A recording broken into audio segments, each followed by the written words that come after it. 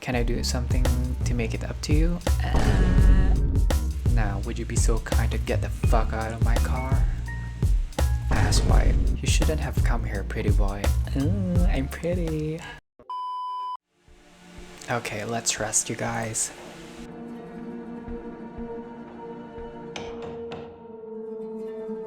Not long after you wake up tonight, Gregory knocks on the door of your apartment. This is Gregory? He kinda looked like an old man when we first saw his back, so. Okay, hi. Not the switch up. Okay, hey, I came to pick you up. Miss Langley wants to see you. Okay, do you know what she needs me for? What if I don't want to see her?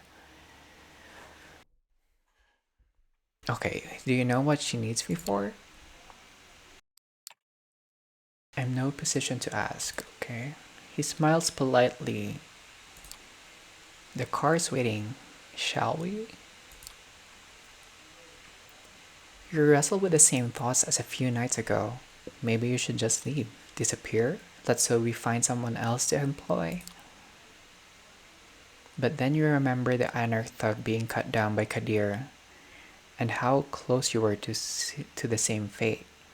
Not even a week ago. Not even a week ago. And that it might still happen if you step out of line. You follow suit. As with your previous visit here, Sophie seems not entirely present when you enter. Her eyes are locked onto one of the paintings in the room. You're pretty sure it was here earlier, but she's behaving as if she's seeing it for the first time in her life, entirely entranced.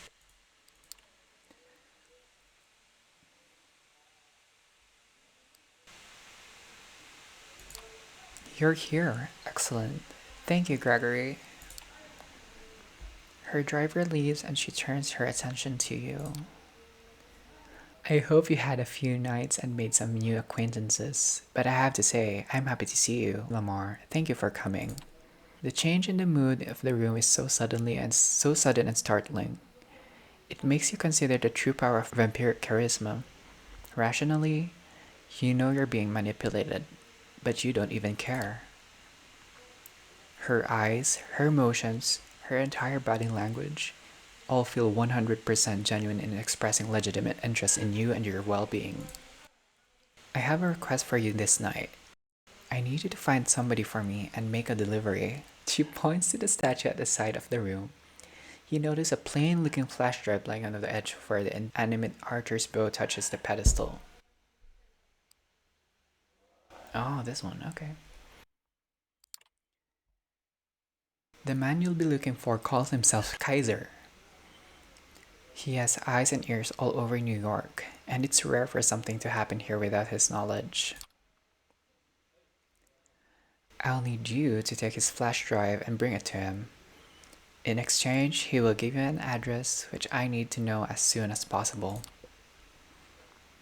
You're about to ask what's on the drive, but Sophie proves to be one step ahead of you.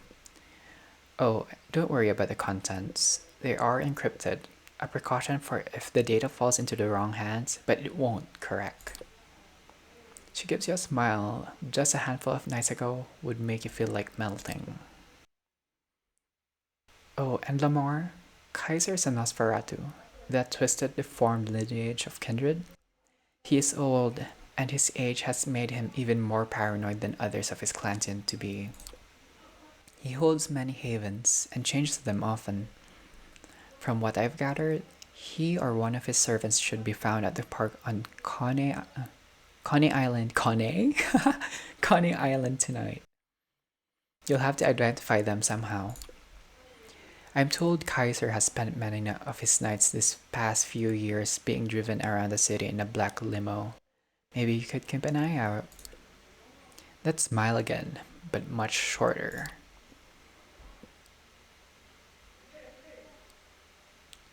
Why don't you look for Kaiser yourself? No, I need more information about Kaiser. He's been here a long time, about as long as I have.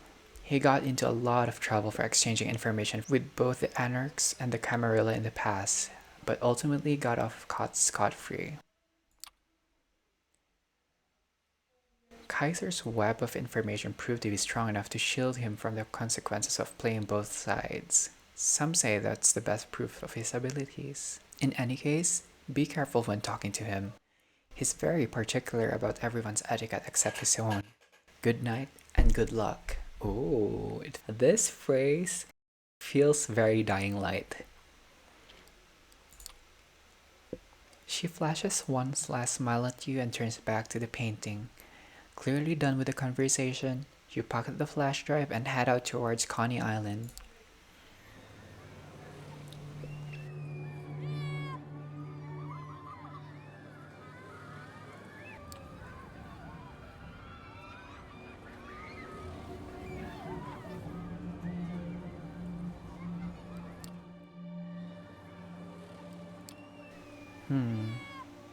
Oh, Auspex. I also saw this skill on Swansong.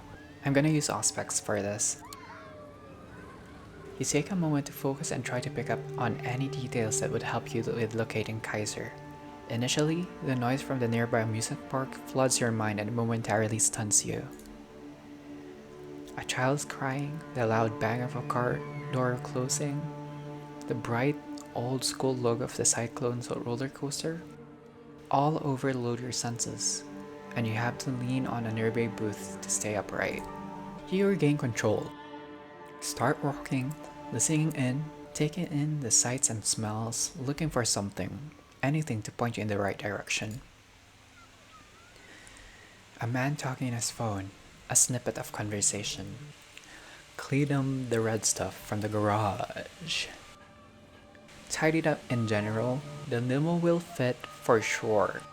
Come on, don't be like that, boss. I didn't mean to. Yes, I know. I am. It's a privilege, Mr. K. Ooh.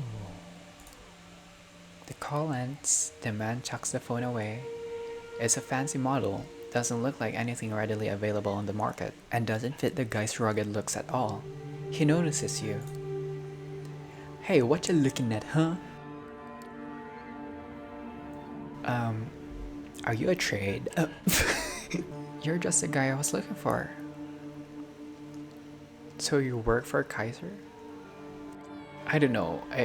If I've used my powers on the first part for this in this chapter, I'm kinda... You know what? Let's just go with it. You're just the guy I was looking for. Care to call your boss again for me? Huh? No, I think you heard wrong. Piss off. Fuck you, bitch.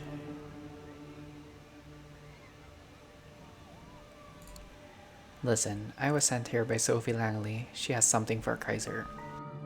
I need to contact him and hand it over. Nothing more of it. Don't know her, and I told you already. I don't know who Kaiser is either. Oh, shit. Maybe I'm talking to the wrong guy. Lol. He sees the doubt in your face. Fuck it. Stay right here. Okay. He produces his phone and it's a fancy model. Doesn't look like anything readily available in the market. Is it iPhone 17, bitch? Unlocks it, dials a number. 2 tones go by, a voice on the other end. Sorry to bother you again, boss. Yeah, I know how much you need your time, alone time. That sounds very nice. There's somebody here who wants to see you. They're with Langley? Sophie Langley? Yeah.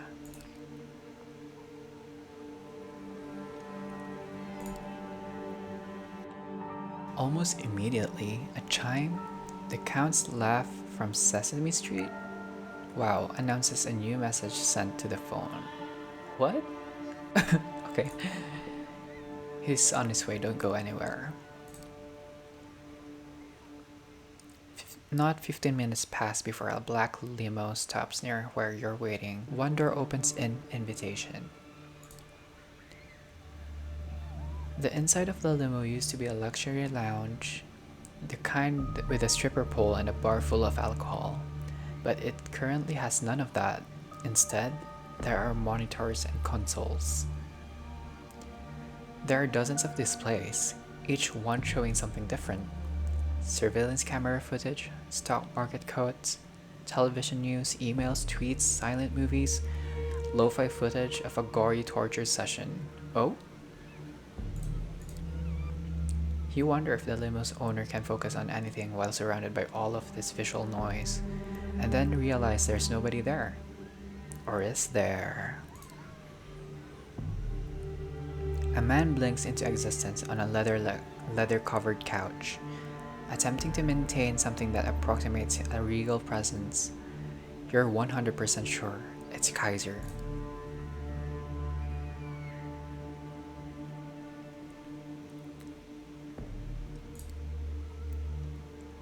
He bears them in an awful parody of a smile. Ooh, wow, this is a fucking setup. The doors close behind you. Oh. Okay. Doesn't seem that bad. So, the ways of a good blood outside tells me Sophie Langley sent you, huh? You've got something for me? You reluctantly pull the flash drive from your pocket and slowly pass it to Kaiser. He plugs it to a USB port on the arm of his chair and displays the data on one of the screens that happen to be turned away from you. It takes him about a minute to access the data. Who do you people think I am? I saw this footage a week ago. Huh. Tell Sophie the deal's off. She wants her address, she can give me something else. Ask how you can make up to him. It feels like I'm doing Sophie's work, but I'm kinda curious how this plays out. So yeah, I'm gonna ask him. I'm gonna try to make it out to him. I'm sorry this proved disappointing to you, sir. Can I do something to make it up to you? There's something else I can do. Disgusting! He seems genuinely impressed. Now that's what I like to hear. Yeah. In fact, I was just about to mention it. I have something in mind. We'll talk again soon. You do that for me, the address is yours. Now, would you be so kind to get the fuck out of my car? Asswipe. You're pretty sure you're done here. You get out, close the door behind you, and the car immediately starts backing up, and soon the limo is on its way. Kaiser's lack is nowhere to be seen, so you make your way to your car and drive back, wondering what tomorrow brings. Okay, so that's still midnight. That means I could do something else. I think I'll go with Tamika, I believe. So yeah, Sophie managed a gangrel neonate by the name of Tamika, who's made herself a haven in Prospect Park. The Ferals aren't exactly a social bunch, even if you can nudge standards. If you can keep her from clawing. Okay, if you can keep her from clawing your eyes out just long enough, she might be persuaded to join you. Okay, I'm gonna try recruiting her.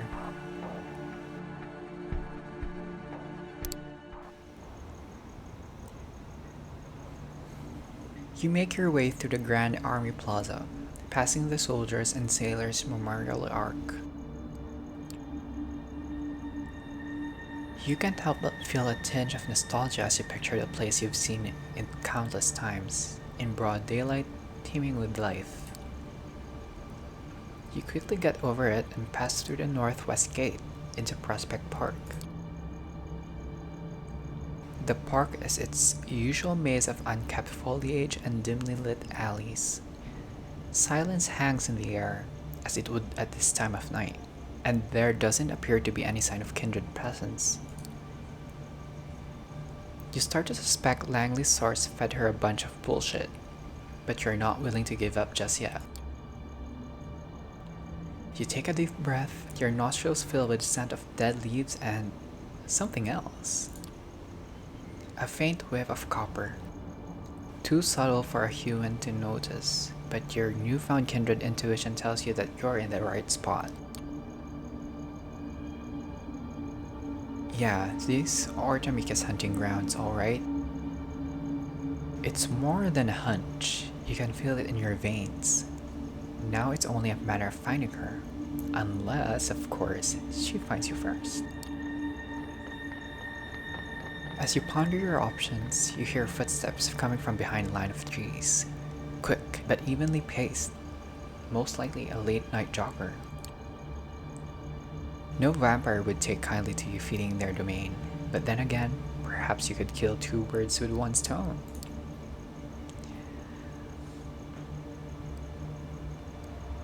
Oh no, I'm not sure. It's a feeding opportunity. No, I'd rather not. They did say that they don't take likely to other kindreds feeding in their domain, so I'm not gonna feed. I'm just gonna use my auspex, maybe, or seek out the gringo. Yeah, I'm just gonna seek it out. You head south, delving deeper into the less frequented section of the park. Passing a babbling stream, you make your way into the ravine. Oh, that rhymed. Home to some of the oldest tree in the park. It's the place to go when you want to get away from the crowd and enjoy some one-on-one time with nature. And that's during the day. At night, it's bound to be a Gangrels delight. Making your way through the brush, you came across a rocky crevice hidden behind a wobbly chain link fence. You leap over the fence in a single bound, trying to land as quietly as humanly possible.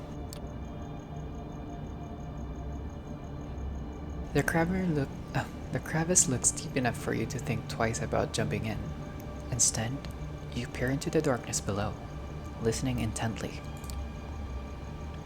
In a split second, the air by the side of your head swirls like a vortex. Driven by sheer instinct, you lean back just as a five-finger shaped razor cut through the darkness, missing your face by an inch. Oh. A clawed shadow jumped back a few paces, preparing to correct its mistake. Okay, so someone had just attacked us. You catch a glimpse of the assailant. Looks pretty animalistic. Alright, but he's not the one you're looking for. For starters, it's a he. Okay, pronouns. Love it. Just as he's about to lunge at you, a snarl resounds from the bushes nearby, stopping your foe in their tracks. Out of the shadows emerges a young woman, baring her teeth ever so slightly. She walks over, calmly, her eyes fixed in your assailant. Her presence is enough to make him reconsider attacking you, but not to withdraw completely. He glances over to her, puffing up his chest. Oh, okay, period. Stay out of it, Tam. I smell them first. She raises an eyebrow but remains silent. Her compatriot turns back towards you. You shouldn't have come here, pretty boy. I'm pretty. I'm gonna fuck you up. Oh? I kinda need that. I'm gonna fuck you up so bad you'll be wearing your tongue as a fucking necktie. Tamika looks at you expectantly.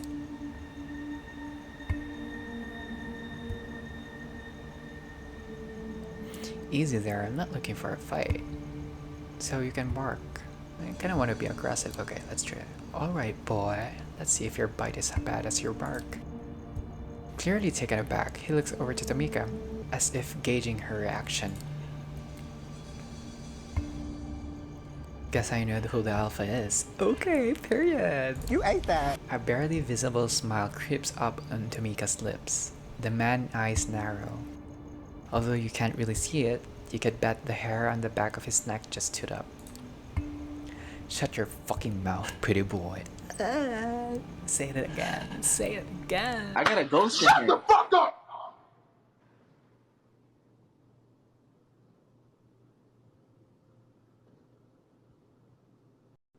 Okay, why am I... Anyways, You should have run when you had the chance. A fierce growl echoes across the alley, stopping the savage in his tracks. Tamika walks over to her comrade, her fangs glistening in the dim lamplight. She puts her hand on the side of his head, caressing his hair and tugging at his hair, as if she's scolding a puppy. She leans over and speaks in a voice that's firm yet oddly affectionate. Oh, she's pretty. It's okay. Oh my gosh, is this Raoul? It's okay, Raoul. I'll handle it from here. The male gangrel looks at her with a mix of timidity and resentment. Then he turns it back towards you. You wanna waste time on this asshole? Be my guest. Having said his piece, Raoul retreats to the shadows. Although if you were to guess, he's likely to stay within earshot. With her companion gone, Tamika turns to you once more. What do you want? Straight to the point, I like that. I don't care what you like. Now quit stalling. You have something to say it.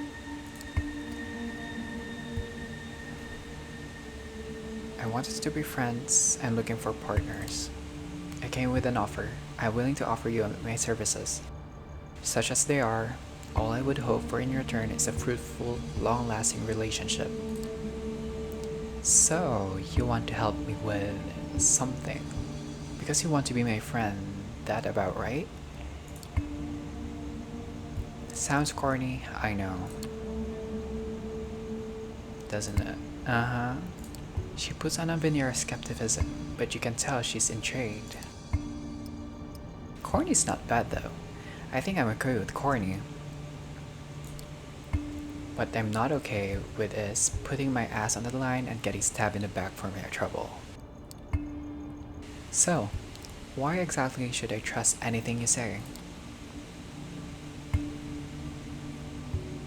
This isn't like Jezebel. I can make it through a while. I don't expect you to. This seems a bit desperate, and I don't want to mention this. Maybe she'll get ticked, so I'm going with this one. Good, because my trust is earned, not given. Period. Let me earn it.